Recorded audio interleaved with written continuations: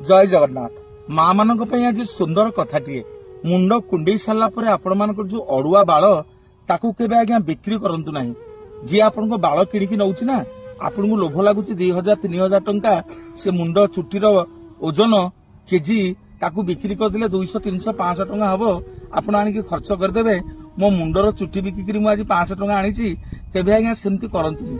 आपण जानिछंती ए चुटी की नेकी गोटे मनीष आज्ञा मंत्र तंत्र रे व्यवहार करिवो आपण को विभिन्न प्रकार रोग हबो आपण विभिन्न प्रकार विपद आपद रे पड़िबे आपण परिवार मध्य बहुत विपद आपद रे पड़िबो विभिन्न प्रकार रोग हबो जो रोगर मध्य निराकरण हबनी।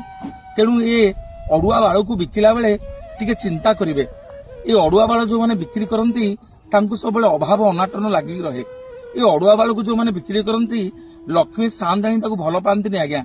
भगवान जो सुंदर शरीर दैछंती ए जो चुटीरू टिके अड़ुआ चुटी बाहरिबो आमी ताको साइट की गोटे जरी रखिकी चुटी किणला वाला को बिक्री करवा से 100 की 50 की 200 की 500 टंका दबो ताकू आनिकी खर्च करदेवा।